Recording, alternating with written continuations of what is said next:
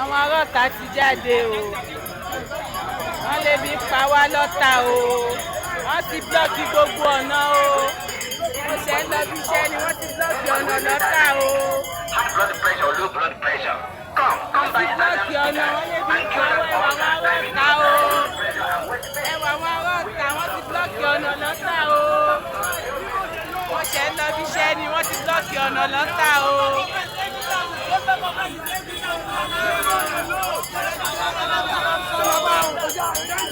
Fẹ́ di wàhálà lọ́tà o.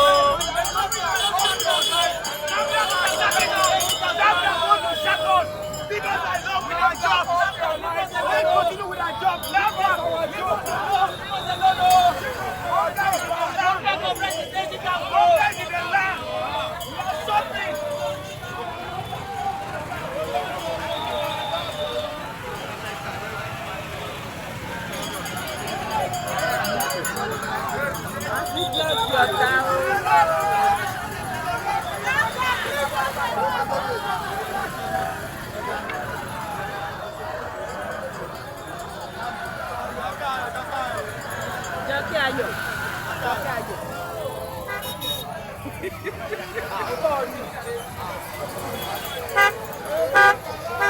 Wọ́n ti dọ̀tà rú o.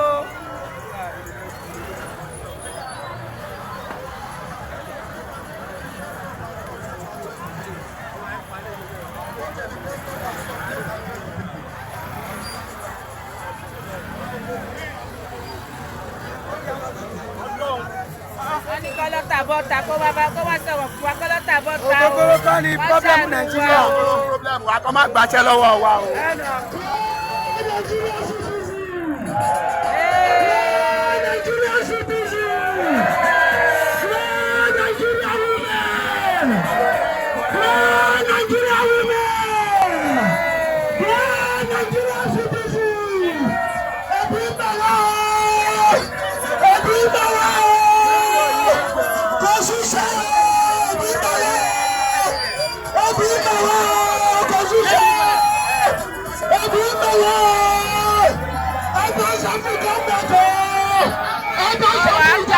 Wọ́n ti sí gbogbo wọ́n jẹ́ rí bí kọjá o.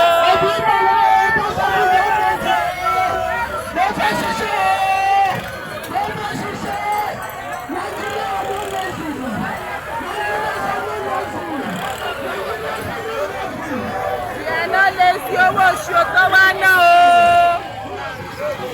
Owó mọ́tò ti gbé gbogbo sálárì lọ o.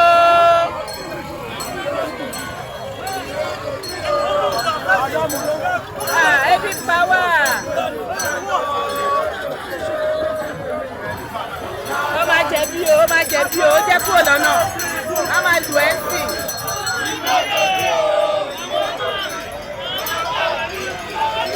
Bẹ́ẹ̀ tó ti rí bẹ́ẹ̀.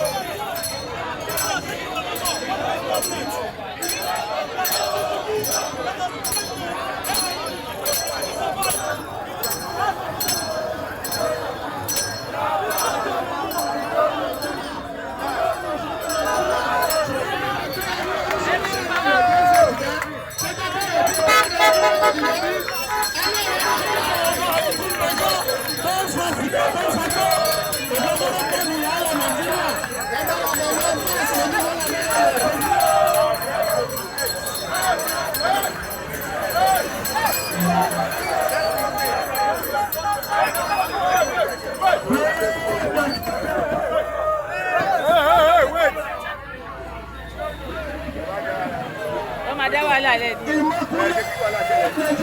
Òun ni kò ní sùúrù kó jẹ́ kán lọ.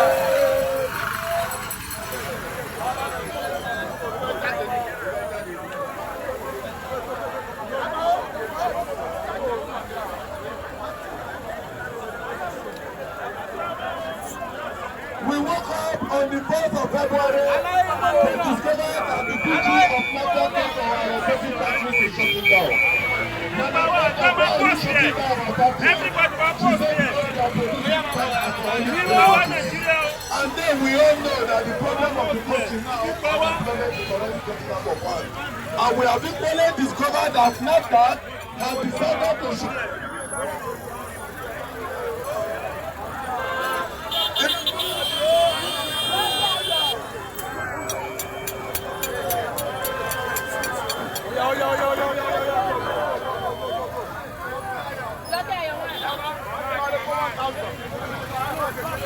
Oh yeah.